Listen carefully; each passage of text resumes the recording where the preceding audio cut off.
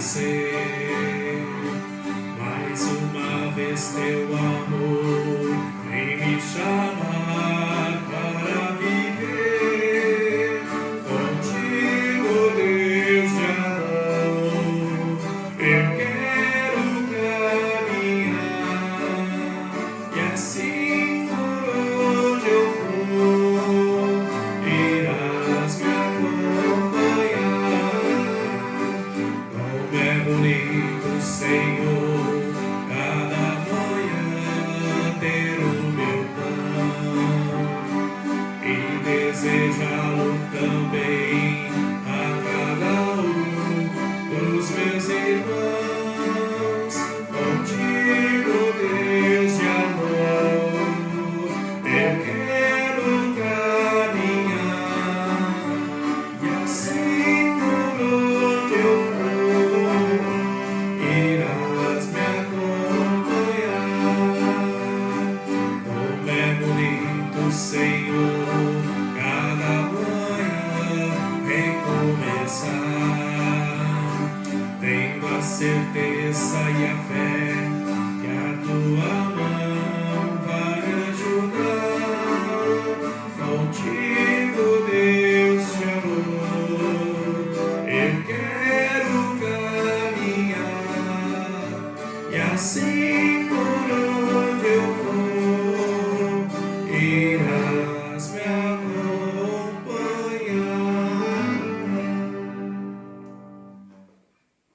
Olá, irmãos, que bom que podemos nos unir em mais um domingo de culto, né, e prestar adoração e louvor ao nosso Deus.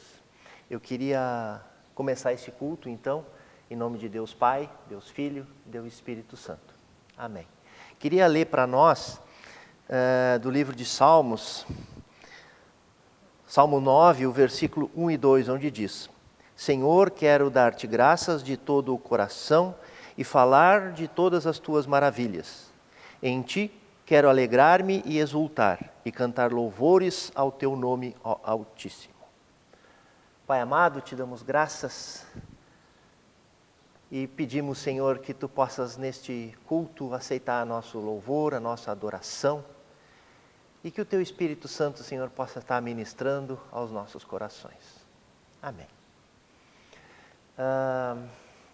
Nós vivemos em tempos diferentes, né? Tempos difíceis, tempo de que muitas coisas saíram fora do normal, né? A pandemia nos trouxe esse tempo diferente. E quando a gente fala em tempo em normalidade das coisas, né? O que é normal para nós, né? Normal é aquelas coisas que a gente faz muitas vezes sem pensar, né? Que a gente está acostumado, que não nos tira da nossa zona de conforto, né? E muitas vezes na nossa vida de fé, a gente entra nessa normalidade, digamos assim, né? De não conseguir enxergar às vezes muitas coisas. Tem um texto lá no livro de Números 13, no capítulo 13 e 14, que tem falado muito para a minha vida, a respeito dessa questão de o que é normal na nossa vida. E esse texto fala de uma época em que o povo judeu, o povo de Israel, né, estava caminhando no deserto em direção a Canaã. Eles tinham saído do Egito, né, com a liderança de Moisés, e estavam caminhando até Canaã e chegam então às margens do Rio Jordão. Eles precisavam só atravessar o Rio Jordão e estariam em Canaã, a terra prometida que Deus tinha prometido para o povo de Israel. E aí então nós queremos conversar um pouquinho a respeito desse texto. No capítulo 13, então lá de Números, começa dizendo assim: E o Senhor disse a Moisés: Envia alguns homens em missão de reconhecimento à terra de Canaã, terra que dou aos israelitas. Envie um líder de cada tribo dos seus antepassados. Então, Moisés escolheu 12 homens, um de cada tribo, e mandou eles lá para Canaã, para eles observar a terra. Deus deu instruções para eles, para que eles fossem lá. E eles estiveram lá 40 dias. 40 dias espiando a terra, né? Observando, vendo os povos que viviam lá, o que tinha, se a terra era boa, se a terra não era, né? Moisés, inclusive, recomendou a eles que eles trouxessem frutos naquela terra, né? E o texto nos diz que era a época de colheita das uvas, e também nos diz que eles colheram um cacho, né, de uva, e 2 homens colocaram ele numa vara para carregar, né? Então, isso foi, né, o que os espias viram lá. Quando eles voltaram, aí nós queremos ler lá no versículo 26, do Números 13, diz assim: eles então retornaram a Moisés e Arão, e toda a comunidade de Israel em Cádiz, no deserto de Parã, onde prestaram um relatório a eles e a toda a comunidade de Israel.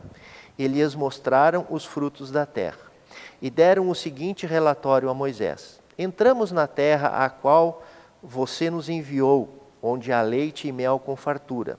Aqui estão alguns frutos delas.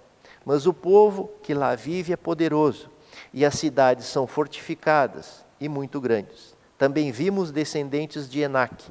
Os amalequitas vivem no Neguebe, os hititas e os jebuseus e os amorreus vivem na região montanhosa, os cananeus vivem perto do mar e junto ao Jordão. Então Calebe fez o povo calar-se perante Moisés e disse: subamos e tomemos posse da terra, é certo que venceremos. Mas os homens que tinham ido com ele disseram: não podemos atacar aquele povo, é diferente, é mais forte do que nós. E espalharam entre os israelitas um relatório negativo acerca daquela terra. Disseram: a terra para a qual fomos em missão de reconhecimento devora os que nela vivem. Todos os que vivem são de grande estatura. Vimos também os gigantes, os descendentes de Enaque, diante de quem parecíamos gafanhotos, a nós e a eles, né? Então, o relatório que os 12 espias trouxeram não foi um relatório muito bom, né? Eles viram que era uma terra muito fértil, mas que as nações, né, os povos que viviam lá naquele lugar eram muito fortes, e as cidades fortificadas.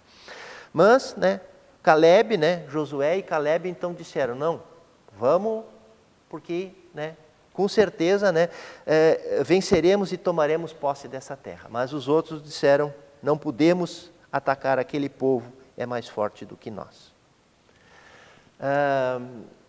O povo de Israel, né, nesse tempo que viveu no deserto, nesses quase 2 anos até aqui, né, que eles tinham saído do Egito até essa fase aqui, isso era mais ou menos 2 anos de peregrinação, Deus caminhava com o povo, dia e noite, né? A gente sabe, né, que durante o dia Deus vinha com uma nuvem sobre o povo, durante a noite com uma fogo, né, iluminando, né? E ele estava levando maná e fazendo outras grandes coisas para o povo de Israel. Então seria normal para o povo de Israel crer nessa palavra, que Deus daria a terra de Canaã. Mas o que aconteceu? Eles duvidaram, e o povo então se revolta contra Deus, se revolta contra Moisés, né? Reclama. Aí, se a gente continua lendo o capítulo 14, aliás, né? Vamos ver toda a revolta do povo, né? E com isso o que aconteceu? Lá no versículo 14, no capítulo 14, versículo 34, Deus diz: durante 40 anos vocês sofrerão a consequência dos seus pecados e experimentarão a minha rejeição. Cada ano corresponderá a cada um dos 40 dias em que vocês observaram a terra. Então, né, o povo de Israel estava à beira do Rio Jordão. Era atravessar o Rio Jordão e eles estariam na terra prometida. O que aconteceu? Eles não conseguiram entender isso, não conseguiram ver isso, né? Não conseguiram crer que Deus daria essa terra para eles. E por causa disso, né, Deus deixou eles então peregrinando 40 anos no deserto. Né, se a gente vai ler o capítulo todo, né, Deus diz: toda essa geração de 20 anos para cima vai morrer no deserto. Desses todos que estavam lá, que participaram desse fato, só Josué e Calebe entraram na terra prometida. Só Josué e Calebe, porque foram os únicos dois. Nem Moisés, que foi o grande condutor do povo no deserto, né? Deus permitiu que ele entrasse, né? Porque ele deixou o povo se revoltar contra Deus. Só Josué e Calebe. Então, o que eu quero dizer com isso, pessoal, é o seguinte, que quando a gente não consegue ver o normal, que é Deus agir e Deus cumprir as suas promessas na nossa vida, acontece como aconteceu aqui com o povo de Israel. Nós passamos por desertos na nossa vida. A gente sofre, né, como o povo sofreu 40 anos caminhando no deserto. Apesar disso, né, Deus esteve com ele, não abandonou o povo. Deus só não deixou aquelas pessoas que duvidaram dele entrar na terra prometida, né? Deus não nos abandona nunca, né? Deus está conosco sempre. E por isso nós podemos crer nesse Deus, que Ele cumpre as suas promessas, que Ele está sempre conosco. Então, por isso que a gente não precisa se preocupar muitas vezes com coisas que não estão lá no seu normal, como a gente está acostumado, né? Outra coisa que é importante, né? A gente não se preocupar, né, demais, não ficar pensando que tudo agora tá ruim, não, né? Deus está conosco, né? A palavra dele é fiel, né? Ele diz, né, que tudo passará, mas a minha palavra não passará. Então, nós confiando que Deus está conosco é o que nos basta. Então, que esse seja o nosso motivo, digamos assim, né, de louvar a Deus nesse domingo, né, porque Deus está conosco. E apesar de tudo no nosso redor pode estar acontecendo errado aos nossos olhos, né, mas quando a gente consegue ver as coisas com os olhos de Deus, né, Ele abre, Ele nos capacita a enfrentar todas as situações e Ele, no final, nos dá a vitória. E para isso, né, nós precisamos entender Deus, nós precisamos ouvir Deus falar no nosso coração, nós precisamos estar em comunhão constante com Ele, para que Ele possa falar e a gente possa entender o que Ele quer nos dizer. Então, pessoal, eu gostaria de convidar nesse momento em que nós vamos ouvir agora a pregação deste domingo, né, que a gente possa ter um momento de oração para pedir que mais uma vez Deus venha nos capacitar a entender, né, a sua palavra. Deus amado, Pai querido, nós te louvamos porque Tu és o nosso Deus, Tu és Deus acima de todas as coisas, Tu está conosco sempre. Embora muitas vezes nós achamos que estamos sozinhos. Nos ajuda, Senhor, a ouvir a Tua palavra, nos ajuda a entender a Tua palavra. Vem com Teu Espírito Santo, Senhor Deus, ministrar nas nossas vidas neste momento em que vamos ouvir a Tua palavra. Que Tu possa usar, Senhor, as nossas vidas conforme a Tua vontade. Assim nós oramos e Te agradecemos. Em nome de Jesus. Amém.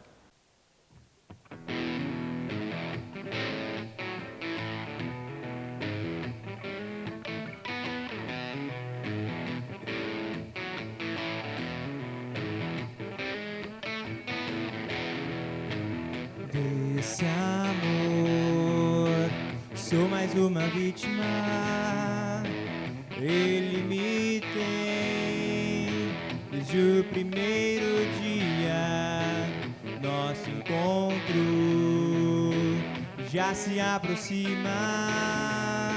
Eu posso te ouvir chamar meu nome. Vou me deitar e com os olhos percorrer o caminho do sol. Eu vejo correr como alguém que nunca se cansou. Sim, eu quero ser essa peça que funciona até o teu sonho se realizar.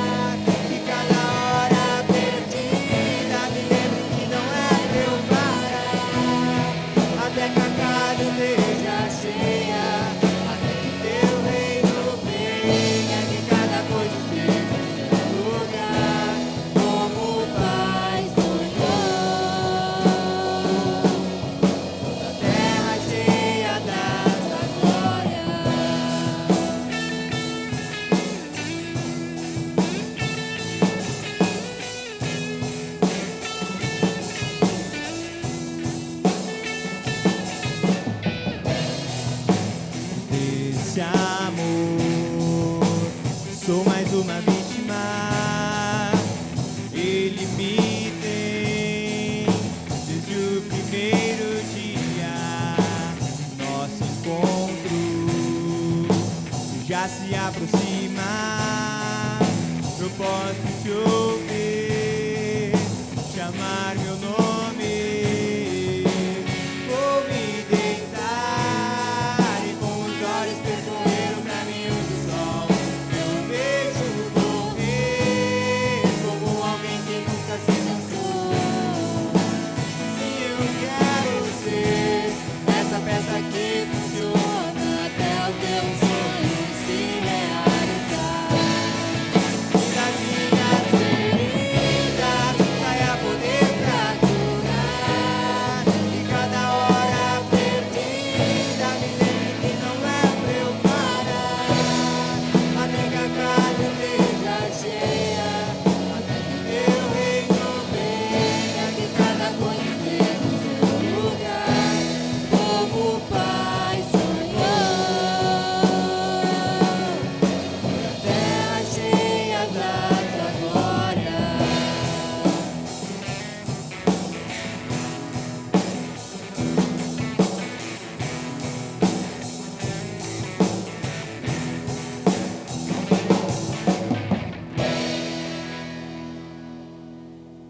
Queridos, é com alegria que podemos estar novamente aqui. E hoje nós gostaríamos de refletir num tema que é o seguinte: no que temos colocado a nossa confiança? Esse é o tema que quer nortear a nossa pregação hoje, a palavra que vai ser trazida aqui. E o texto bíblico é de Lucas 12, 13 a 21, que eu gostaria de ler.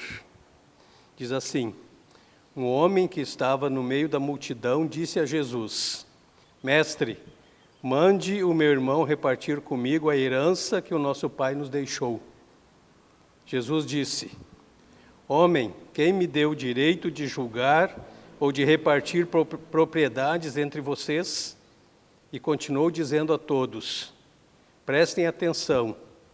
Tenham cuidado com todo tipo de avareza, porque a verdadeira vida de uma pessoa não depende das coisas que ela tem, mesmo que sejam muitas. Então Jesus contou a seguinte parábola: as terras de um homem rico deram uma grande colheita. Então ele começou a pensar: eu não tenho lugar para guardar toda esta colheita. O que é que vou fazer? Ah, já sei, disse para si mesmo: vou derrubar os meus depósitos de cereais e construir outros maiores ainda. Neles guardarei todas as minhas colheitas junto com tudo que tenho. Então direi a mim mesmo: homem feliz, você tem tudo de bom que precisa para muitos anos. Agora descanse, coma, beba e alegre-se. Mas Deus lhe disse: seu tolo, esta noite você vai morrer. Aí quem ficará com tudo que você guardou? Jesus concluiu: isso é o que acontece com aqueles que juntam riquezas para si mesmos, mas para Deus não são ricos. A inquietação, a busca constante por crescimento, o perguntar, o afirmar, o confirmar e o procurar fazem parte da natureza humana. Podemos não saber o que buscamos, mas buscamos algo. No tempo de Jesus não era diferente.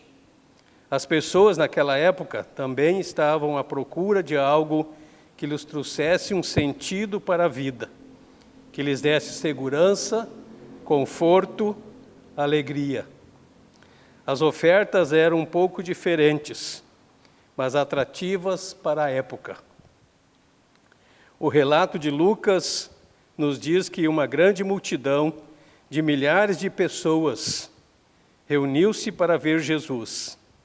Essas pessoas estavam ali no meio da poeira e debaixo de um sol escaldante, sem banheiros, nem lanchonete para fazer uma refeição, sem água suficiente e nem um lugar com ar-condicionado para dar uma cochilada. O texto anterior diz que essas pessoas literalmente atropelavam-se para estar perto de Jesus. O que elas queriam? O que buscavam? Será que sabiam realmente o que procuravam? Ou andavam de mestre em mestre, de lugar em lugar, de oferta em oferta? Qual era o real sentido desse sacrifício? O que elas faziam lá? Supomos que elas estavam naquela situação por causa de Jesus, para receber dele as orientações de como obter o sentido da vida. Errado. Não, elas não estavam lá por causa de Jesus. O coração humano é muito interesseiro, o mais enganoso de todos e extremamente corrupto, muito mais do que podemos imaginar. Com certeza, elas estavam atrás de Jesus para receber alguma coisa, uma palavra agradável, comida de graça e cura para as doenças do corpo. O texto nos fala de um homem que estava no meio daquela bagunça toda, por horas a fio, não para ouvir as orientações de Jesus para a sua vida, mas para dizer a Jesus o que ele deveria fazer. O homem mencionado abordou Jesus para que ele defendesse a sua parte na questão da herança. Já formulara o que Jesus deveria dizer a seu irmão. Por lei, esse homem tinha o direito a uma parte na herança. Porém, ele busca em Jesus não um mediador, mas um juiz que delibere a questão a seu favor. Que presunção! Quanta pretensão! E nós? Somos diferentes daquele homem? Não estamos também hoje querendo dizer para Deus o que tem que ser feito e como tem que ser feito? Muitas vezes achamos que sabemos o que é melhor para nós, mesmo não enxergando um palmo na frente do nariz ou o que vai acontecer daqui a um minuto. Não é assim que também hoje vemos pessoas buscando um Deus que lhes traga cura física, prosperidade e felicidade a qualquer preço? Ainda bem que Jesus não é como nós, pois Ele sabe tudo o que aconteceu e está acontecendo, e o que ainda vai acontecer. O homem mencionado no texto bíblico não enxergava quem estava à sua frente. Qual era a sua real situação e qual era a solução para os problemas da sua vida. Ele supunha que a divisão da herança, do dinheiro, fosse a solução para os seus problemas. Jesus, conhecendo a real motivação daquele homem, recusou-se a tomar partido nessa questão, porque ele veio para trazer as pessoas a Deus e não trazer bens materiais às pessoas. Jesus estava preocupado com as atitudes das pessoas envolvidas e não com quem recebeu e o que recebeu. Jesus aproveitou essa situação oportuna para fazer uma forte advertência contra todo e qualquer tipo de avareza. Ele nos chama a tomarmos uma atitude de vigilância contra o amor ao dinheiro, que quer escravizar e escraviza muita gente, tomando assim o lugar de Deus. Jesus mostra que os valores de Deus e do seu reino são outros, são bem diferentes dos valores que regem o mundo, que regem a nossa sociedade. Pois para Deus somos valorizados pelo que somos, se estamos reconciliados com Ele através de Jesus Cristo, e não pela quantia de bens, títulos e status que possuímos, conforme o versículo 15, que diz assim: e continuou dizendo a todos: prestem atenção, tenham cuidado com todo tipo de avareza, porque a verdadeira vida de uma pessoa não depende das coisas que ela tem, mesmo que sejam muitas. Jesus após dar orientação sobre os valores do reino de Deus, conta uma parábola para fixar os seus ensinos. Ele retrata um fazendeiro rico com uma boa colheita. Seus depósitos de cereais estavam cheios e não tinha espaço para guardar a sua última colheita, que foi uma super safra. Quem não gostaria de colher uma super safra? O que este fazendeiro resolveu fazer? Resolveu derrubar os seus depósitos e reconstruir outros maiores. Assim seria resolvido o problema do armazenamento. Até aqui, não houve nada de errado. Pelo contrário, é elogiável quando alguém sabe administrar bem o que lhe foi confiado. Jesus não está criticando o homem por ele ter muitas posses, mas por ele ter colocado a sua confiança naquilo que possuía, e não naquele que possibilita todas as coisas e que nos dá a vida. O problema desse homem está no que diz o versículo 19, que eu quero ler de novo, diz assim: então direi a mim mesmo, homem feliz, você tem tudo de bom que precisa para muitos anos. Agora descanse, coma, beba e alegre-se. Aí está o problema. Por isso Jesus o chama de louco. Primeiro, esse homem era louco porque suas posses eram apenas emprestadas. Conforme diz no livro de Jó, capítulo 1, versículo 21, nu viemos e nu voltaremos. Não trouxemos nada para esse mundo e não vamos levar nada deste mundo. Essa é a primeira coisa pela qual Jesus diz que esse homem que confia em si, confiou nos seus bens e achou que estava pronto, estava preparado, tinha tudo, Jesus diz que ele era um louco. Segundo, aliás, tem outro texto ainda de 1 Timóteo 6,17 que diz: aos que têm riquezas neste mundo, ordene que não sejam orgulhosos e que não ponham a sua esperança nessas riquezas, pois elas não dão segurança nenhuma.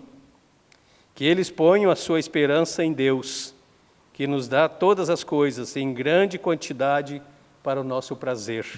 Então, 1 Timóteo 6,17 está dizendo que as coisas que nós recebemos são emprestadas para nós usufruirmos e para nós colocarmos à disposição de Deus e a favor do nosso próximo. Segundo motivo de Jesus ter chamado esse homem de louco, ele era louco porque tentou reservar as bênçãos de Deus unicamente para o seu benefício próprio. Conforme 1 Timóteo 6,18 diz assim: mande que façam o bem, sejam ricos em boas obras, em boas ações, que sejam generosos e estejam prontos para repartir com os outros aquilo que eles têm. Então ele era louco porque reservou só para si aquilo que, como nós sempre lembramos lá de Gênesis 12, quando Deus chamou Abraão e disse: Abraão, eu vou te abençoar para que tu seja uma bênção. Ele quis a bênção só para si, só estava pensando egoisticamente em si mesmo e não em repartir com o próximo, em estender a mão, em amenizar a dor do próximo. Terceiro motivo de Jesus ter chamado esse homem de louco era porque julgou que esta vida era mais importante e tinha mais valor do que a vida eterna. Ele pensou: eu tenho tudo, vou comer, vou viajar, vou descansar, vou fazer tudo o que eu tiver vontade, porque eu tenho o que eu tenho dá suficiente para me viver toda essa minha vida. E aí ele achou essa vida mais importante do que a vida eterna e valorizou muito mais essa vida do que a vida eterna. Conclusão: a única riqueza duradoura é possuir Deus na vida, é ter certeza da salvação, é ter certeza da vida eterna. Conforme o Evangelho de João 17, versículo 3, Jesus diz o seguinte: e a vida eterna é esta, que te conheçam a ti, que és o único Deus verdadeiro, e conheçam também Jesus Cristo, que enviaste ao mundo. Quero dizer de novo, a única riqueza duradoura é possuir Deus na vida. É ter certeza da salvação, ter certeza da vida eterna, conforme o próprio Senhor Jesus fala em João 17:3, dizendo: e a vida eterna é esta, que te conheçam a ti, que és o único Deus verdadeiro, e conheçam também Jesus Cristo, que enviaste ao mundo. O que essa palavra de Jesus tem a dizer para nós hoje? Quanto nos parecemos com o homem da parábola? O que temos valorizado? No que temos colocado a nossa confiança, o nosso coração? Pensem nessas perguntas. O que essa palavra de Jesus tem a dizer para nós hoje? Quanto nos parecemos com o homem da parábola? O que temos valorizado? No que temos colocado a nossa confiança, o nosso coração? Que o Senhor tenha misericórdia de nós e nos ajude a colocar a nossa confiança nele. Tendo muito, tendo pouco, ou até, quem sabe, não tendo nada. Que o Senhor nos ajude a colocá-lo em primeiro lugar na nossa vida, a colocar nossa fé, nossa esperança e nossa confiança nele, porque ele é a garantia que nós temos, a única garantia de salvação, de vida eterna. Por isso Jesus diz: juntem tesouros no céu, onde a traça não pode corroer, nem os ladrões roubarem, nada pode tirar de vocês. Que o Senhor nos ajude a colocar nossa fé, nossa esperança e nossa confiança no Senhor, que nos ama e que cuida de nós e que nos presenteia e nos abençoa para que possamos ser bênção também na vida dos outros. Que o Senhor nos ajude. Amém. Querido Deus, eterno Pai, muito obrigado, porque Tu és o Deus de amor, de misericórdia, que vem ao nosso encontro, nos abençoa, nos protege, nos guarda e nos mostra, Senhor, os Teus caminhos e a Tua vontade. Obrigado, Senhor, porque Tu conheces a cada um de nós e conheces também as fraquezas do nosso coração. E sabe, Senhor, aquilo que nos seduz, aquilo que nos quer escravizar, por isso, Senhor, Tu quer nos alertar, para que nós não coloquemos o nosso coração naquilo que é passageiro, naquilo que dura pouco, naquilo que alguém pode tirar de nós, mas que coloquemos, Senhor, nosso coração naquele que é eterno. Coloquemos nosso coração, nossa fé, nossa confiança em Ti, Senhor. Fica conosco também, orienta-nos e ensina-nos a Tua vontade em nome de Jesus. Amém. Oh,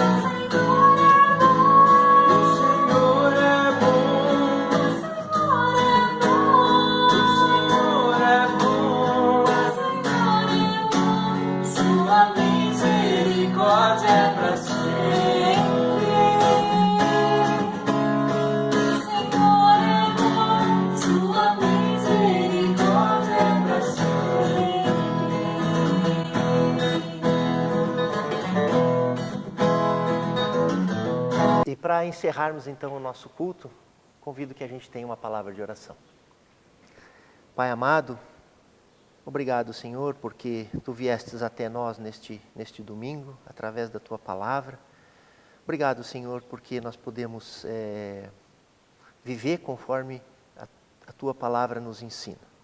Nos ajuda, Pai, nos capacita e que no nosso dia a dia nós possamos sempre enxergar, Senhor, a Tua vontade, a Tua mão poderosa nos cuidando e nos guiando. Obrigado, Senhor, porque nós temos essa comunidade onde nós podemos nos reunir para como comunidade cristã, viver os Teus ensinamentos, colocar em prática, Senhor, o Teu Evangelho. Obrigado por isso, Senhor. E assim, Senhor, nós queremos, na oração que Jesus nos ensinar, colocar todas aquelas outras coisas que nos vêm à nossa mente. Pai nosso que estás nos céus, santificado seja o Teu nome, venha o Teu reino, seja feita a Tua vontade, assim na terra como no céu. Dá-nos o pão nosso de cada dia e perdoa-nos, Senhor, as nossas dívidas, assim como nós perdoamos aos nossos devedores. E não nos deixes cair em tentação, mas livra-nos do mal, porque o Teu é o reino, o poder e a glória para sempre. Amém. E que o amor de Deus, a paz de Jesus e a comunhão do Espírito Santo possam estar conosco a cada dia da nossa vida. Amém.